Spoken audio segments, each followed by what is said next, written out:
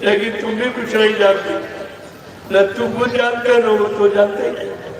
वो जानते होते तो गुरु का अपमान इतना बड़ा थोड़ी करते।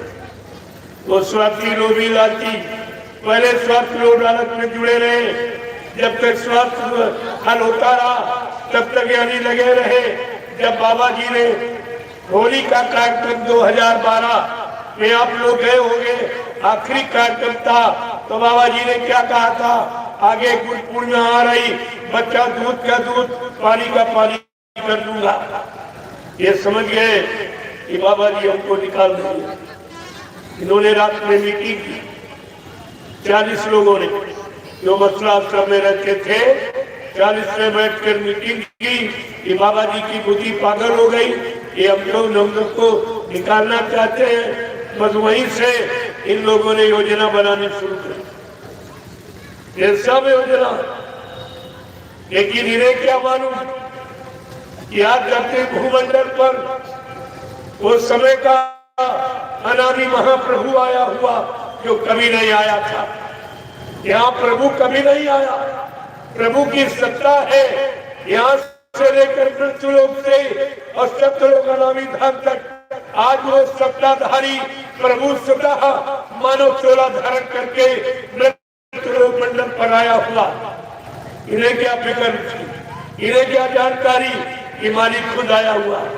उसको किसी के पास जाने की, किसी से दया या मतलब सहयोग मांगने की क्या जरूरत है, तो तुम्हारी थी। इसीलिए अनोखी आवाज लगाई।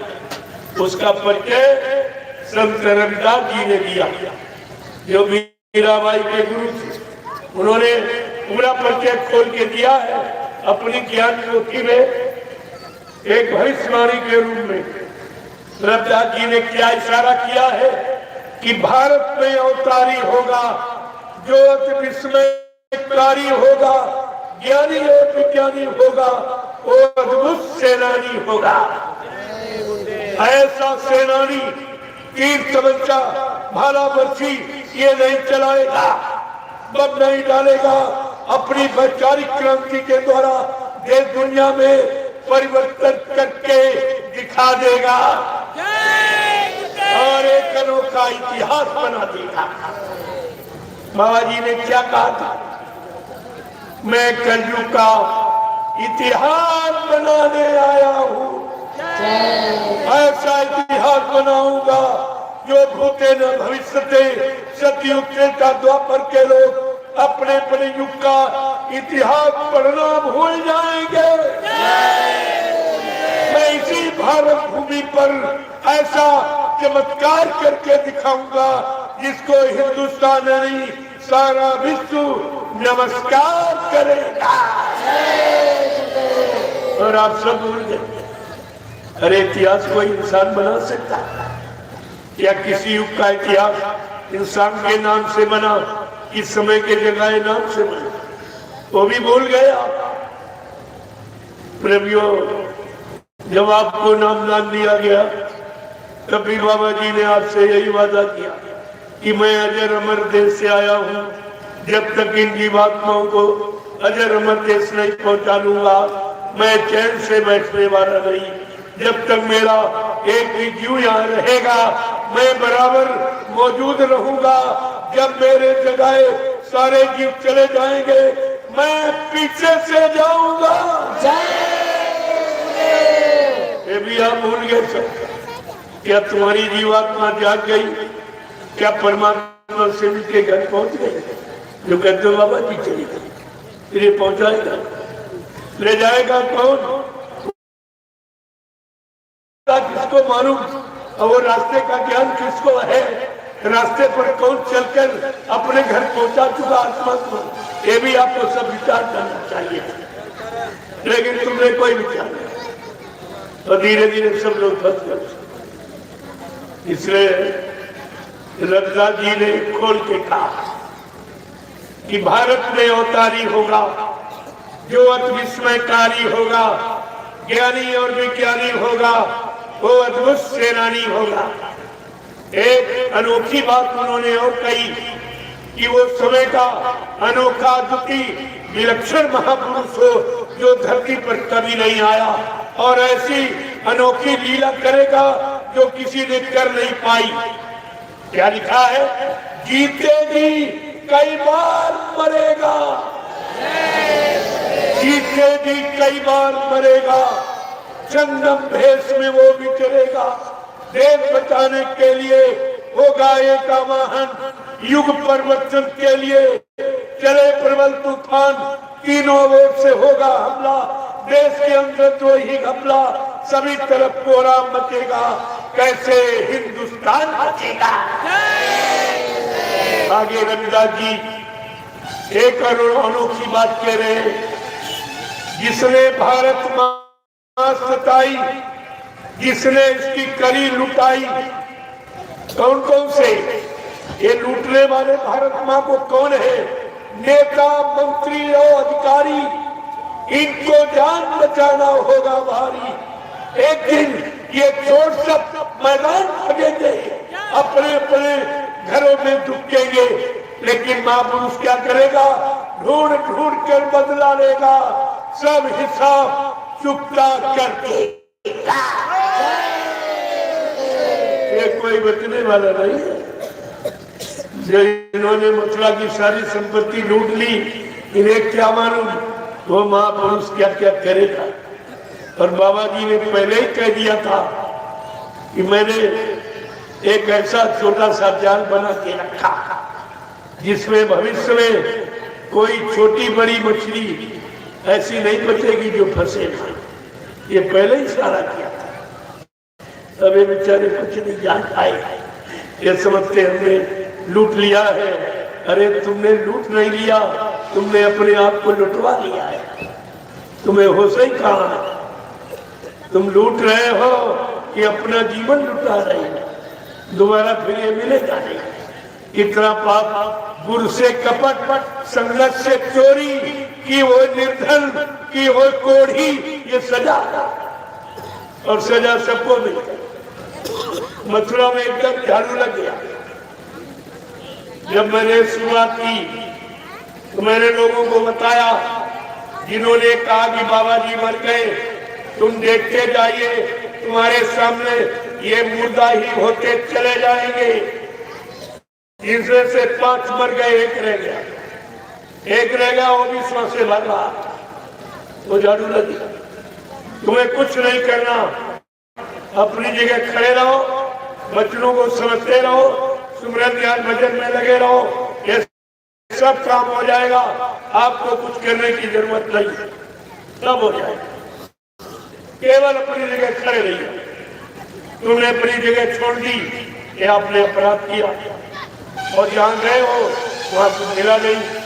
तुम्हें नहीं मालूम था कि सत्संग में आपको क्या सुनाया गया कि मुक्ति संत चरण की दासी, मुक्ति संतों के चरणों में रहती। और तुमने सदगुरु के चरण और शरण सब छोड़ दिए, और जहां छोड़ के गए हो वहां चरण की पैर है।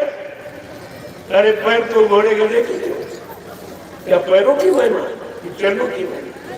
इतने भी नहीं समझ पाए।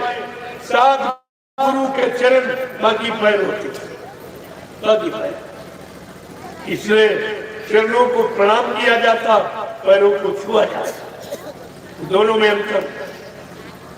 आप अभी कुछ जानते हैं? अभी सत्संग आपने सुनाई, पहले भी आपसे कहा गया कि सत्संग सुनाने की तैयारी की जा रही, तुम्हें सत्संग सुनने के काबिल बनाया जा रहा। तुम दोनों बातें भूल गए, न तैयारी समझी और न तुम काबिल बन पाए। अगर काबिल होते तो सत्संग में ठहरे और दरबार में ठहरे रहते, तुम कभी छोड़ के नहीं बनते। तुम सब भाग गए, इसका मतलब कोई काबिल नहीं। जब कोई निकला ही नहीं तो ये सत्यु लाने का सेहरा ये किसके सिर में बांधा? हम तो इन कारदारियों को देखते तो बड़ी हंसी आती देखता। बाबा जी ने 10, 11, 12 जून 1983 दिल्ली बोर्ड क्लब पर ले गए और कहा, बच्चा ये पार्लियामेंट है, इसी के सामने खड़े होकर तुम शपथ कसम खाओ, ये फकीरी भेद तुम्हारे शरीर से जब तक नहीं उतरेगा जब तक देश में अच्छी व्यवस्था यानी सत्य नहीं, तब तक आप कोई मत धर्म करना, तपस्या करना। ये तपस्वी वस्त्र है। मैं टाट की पूजा कराऊंगा, टाट का इतिहास बनाऊंगा। और वोट क्लब प्रेमी का जो अपनी इच्छा से टाट डोरा उतार दे, उसको सत्संगी मत माना। वो भविष्य में कोई बहुत बड़ा धोखा कर सकता है, वो भी आपके सामने धोखा हो। अभी कल तुम्हारा गुरु भाई था, गुरु बन गया। अब तुम चेला बनकर अपनी जगह नहीं रह पाए, तुम तो चेले बनकर भी नहीं रह पाए, तो गुरु बन गया। दाढ़ी बढ़ा ली, गुरु का कपड़ा पहन, क्या इससे गुरु मान लिया गया? अरे गुरु बाहरी भेष का नाम है कि सत्य देश पहुंचाने वाला का नाम गुरु, कि भेद बनाने का नाम गुरु, ये भी नहीं जान पाया। मतलब यानी फंस गए। ये भी इनको नहीं मालूम कि नाम दान देता कौन है, नाम दान सुनाता कौन है। अगर बाबा जी से 10 साल बच्चे ने नाम दान सुना है, वो भी तो सुना देगा। क्या वो सुनाने वाला बच्चा को दे भी सकता? देने वाला कौन होता? जो सत्य सचखंड से आता, नाम को जगाता, नाम को सिद्ध करता है, वो नाम दान। और वो भी 7 जन्म आगे 7 जन्म पीछे जीव के पाप कर्मों को धोना जानता है, वो नामदान देता है। तुमको ये भी तो नहीं मालूम कि नामदान देने का अधिकार किसको? एक ने अल्लाह बता दिया, तब दौड़ पड़ी नामदान दे रहा ना। हमने कौन सा नामदान दे रहा? बाबा जी ने 5 नाम दिए, क्या इसके अलावा कोई 6, 7, 8वां नाम दे रहा जो तुम करो नामदान दे रहा कि बाबा जी के 5 नामों को दोहरा रहा? ये पहले भी दोहराता, आज भी दोहराता, लेकिन तुम इसे समझ नहीं पाए हो कि सुनाने का मतलब क्या और देने का मतलब क्या। तभी तो आप फंस गए। ये बच्चों को भूल गए तो फंस गए आप। ऐसे तो और कोई खड़ा हो जाएगा, उधर बन जाओगे, तब तक और कोई खड़ा हो जाएगा, उधर चले जाओगे, तुम्हारा सारा जीवन इस बगले में चला जाएगा। फिर करोगे कब करोगे आप? कब जीवात्मा का कल्याण करोगे? ये सब विचार करना चाहिए, लेकिन तुम्हारे में तो कोई विचार नहीं, कोई विचार। इसलिए मैंने अभी केवल इशारा किया, क्योंकि कहने के लिए बहुत कुछ समय उतना नहीं। मैं एक बार ये जागरण कर दूं, फिर इसके बाद देखूंगा किसके अंदर बच्चों की तलाश, किसके अंदर बच्चों की भूख प्यास। ये बड़े बड़े काम करते, 2 दिन का 3 दिन का, तो पूरा संदेश आपको सुनने को मिल जाएगा। अभी तो एक बीज फेंक रहा हूँ, धीरे से भी बढ़ जाएगा। अनुकूल परिस्थितियां, अनुकूल वातावरण पाके बीज जगेगा। ये बीज कभी निर्भीक नहीं हो सकता, ये जगेगा। और धीरे धीरे देखना आप कैसे संगत खड़ी होती, कितनी दूर से भागती दौड़ती। अभी तो मैं दौड़ रहा हूँ, तुम्हारे घर दरवाजे आकर प्रसाद दे रहा हूँ। ऐसा कोई हिंदुस्तान में है जो तुम्हारे घर आकर और पुकार लगाकर तुमको प्रसाद दे? है कोई ऐसा हमदर्दी? तुम्हें भी नहीं समझ पाए हो, और हिंदुस्तान में कोई नहीं। मेरे अलावा ये तक किसी को नहीं, ये चिंता जीव की किसी को नहीं है कि आपत्ति मुसीबत आ रही, एक बीमारी से मुश्किल से बच पाए और दूसरी महाबीमारी, बड़ी बीमारी आ रही, ये बेचारे कैसे बचेंगे? चलो एक बार इनको सचेत कर दो कि आप लोग सब परिवार शाकाहारी हो जाए। बस एक ही प्रार्थना आज से है, आप शाकाहारी हो जाइए। मैंने आपके लाभ के लिए झंडा गड़वा दिया, उस झंडे की आप परिक्रमा कीजिए। ये भी एक पक्का प्रमाण है। हिंदुस्तान में सभी पार्टियों के लोग झंडे लिए, लेकिन ये काम झंडे से कोई नहीं करा। तमाम मंदिर मंदिरों में झंडे लगे और 2 लोगों भी जय गुरुओं का झंडा लिए घूम रहे। उनसे कहो, अगर तुम्हारे में सत्यता है कि गुरु चला गया, तो झंडा गाड़ कर गुरु की सत्यता आप बता दो कि तुम्हारा झंडा एक प्रेतात्मा को उतार दे या एक बीमारी कम कर दे तो तुम्हारी बात मान ली जाएगी। नहीं, पछता के आंसू बहा के तुमको जय गुरुदेव प्रभु नाम झंडे के नीचे एक दिन आना ही पड़ेगा। इससे बचने वाला कोई नहीं, आना पड़ेगा। ऐसी मुसीबतें आपके सामने आके खड़ी हो जाएगी। इतनी बीमारियों झगड़ों में आप गिर जाओगे, तुम्हारी सुनने वाला कोई नहीं। तब आपको एक तारीख याद आई, आज की तारीख लिख लीजिए आप।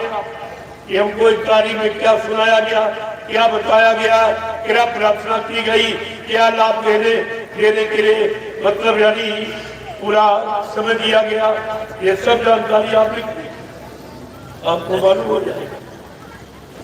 इसलिए प्रेमियों, समय को याद, समय बहुत खराब था।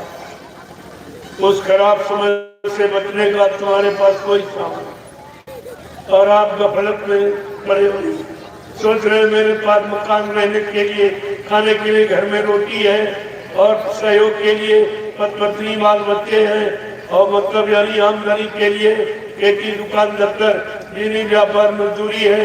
तुम्हें ये नहीं मालूम ये कुदरत के झटके में खत्म हो जाए। एक झटके का मसाला है, सब समाप्त हो जाएगा। इसलिए आपको समय से जानकारी, तुम्हारा ये सामान बच जाए, बाल बच्चे सुरक्षित रह जाएं। महापुरुष तो हर तरफ से तुम्हारी मदद करना चाहते हैं। आप शाकाहारी हो जाओ तो कुदरत से एक बार तुम्हारे लिए प्रार्थना कर दी जाए, और नहीं बनोगे फिर तुम जानो तुम्हारा काम। जय गुरुदेव। एक अंतिम चेतावनी आपके लिए है, जाग जाओगे तो अच्छा रहेगा, नहीं जाग जाओगे तो प्रेमियों पछताना पड़ेगा। कि नींद त्यागो जरा आँख खोलो, नींद त्यागो जरा आँख खोलो, नींद त्यागो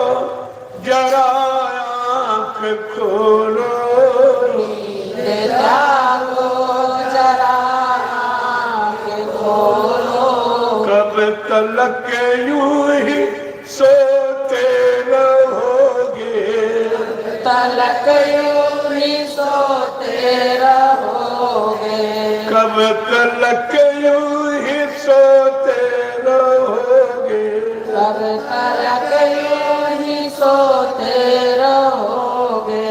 पाप गठरी पटक दो जमी पर, गठरी पटक दो जमी पर, कब तलक पाप ढोते रहोगे, कब तलक पाप ढोते रहोगे। आज तक सच्ची में ये कहने के लिए कोई नहीं आया कि मैं तुमने तो जन्म जन्मांतर से पापों का गट्ठर सिर पे बांध रखा है, उतार दो। आ गया उतारने वाला, ये किसी ने आपसे नहीं कहा। और यहाँ एक पाप की माफी कोई नहीं दे सकता। जिनको आपने भगवान माना, त्रेता के राम, द्वापर के कृष्ण, उन्होंने भी एक पाप को किसी के माफ नहीं किया। इतिहास बता रहा, भगवान राम ने अपने पिता दशरथ को नहीं माफ किया। धोखे में श्रवण कुमार की हत्या हुई, एक हत्या धोखे में हो गई। भगवान ने अपने पिता दशरथ को नहीं माफ किया। तुमने अपने मानव जीवन में कितने मुर्गे मारे, कितने बकरे काटे, कितनी मछली मारी, कितने अंडे फोड़े, कितने गर्भपात करके मासूम बच्चों की हत्या किए हुए बैठे। बोलो तुम्हें कौन सा भगवान माफ करेगा? तुम भगवान का इतिहास तो पढ़िए पहले। भगवान ने अपने पिता दशरथ को नहीं माफ किया, भगवान राम ने कुंभकर्ण को नहीं माफ किया। कुंभकर्ण को क्या अपराध था? वो शराब पीता था, मांस खाता, केवल 2 काम, शराब पीता था, मांस खाता था। इसलिए भगवान राम ने कुंभकर्ण का वध किया। क्या कुंभकर्ण के वध को आप भूल गए? जब भगवान ने कुंभकर्ण को नहीं माफ किया, शराब पीता था, मांस खाता था, आज अगर भगवान राम का कानून समाज परिवारों में लगा दिया जाए, तुम कितने लोग बचोगे? तुम सब शराबी कबाबी हो गए। जरा सा भी इतिहास पर तुमने ध्यान नहीं दिया कि भगवान राम ने आखिरकार कुंभकर्ण का वध क्यों किया। वो काम हमें नहीं करना चाहिए, लेकिन नहीं मान लिया, भूल गए। तीसरी घटना भगवान राम के जीवन की, उन्होंने बाली का वध किया। सुग्रीव को मित्र बना करके फिर बाली को संहारा किया। एक भाई को मित्र बनाया और दूसरे का वध कर दिया। ऐसा क्यों किया? कह नहीं, कानून बना, बगैर धारा के सजा नहीं दी जाती। उन्होंने कानून बनाया। भगवान राम के कानून पढ़े आपने? रामचरितमानस भगवान के कानून, सिद्धांतों, नीतियों का ग्रंथ है।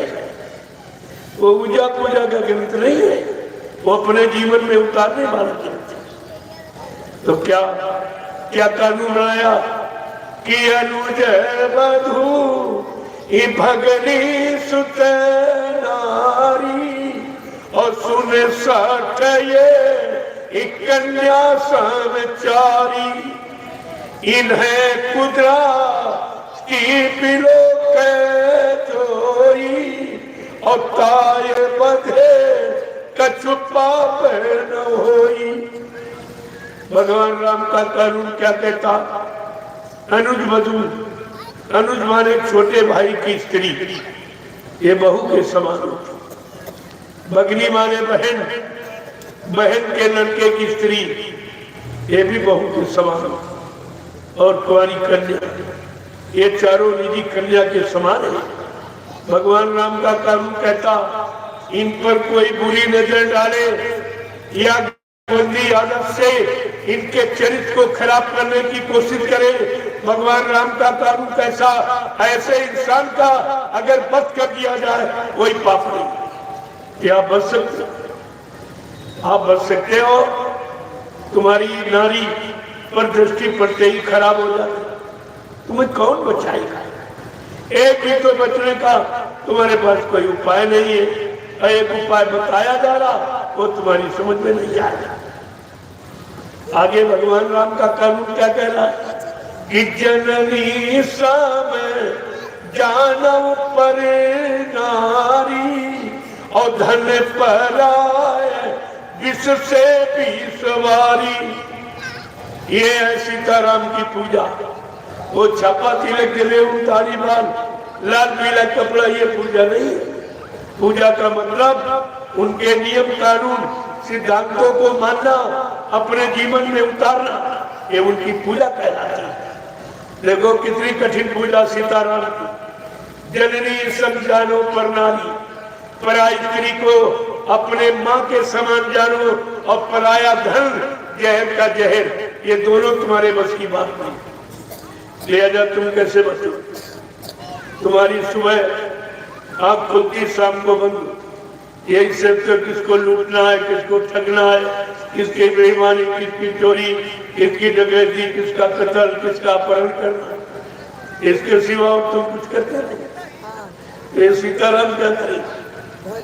सीताराम कहने से नहीं, जो उन्होंने शिक्षा, जो सिद्धांत, जो नीति बनाई, जब उस पर चलोगे, अपने जीवन को उनके अनुसार बनाओगे, तो सीताराम का लाभ मिलेगा। ऐसे मिलने वाला कुछ नहीं है और नहीं मिला किसी। चिल्लाने से कुछ नहीं होगा, करने से।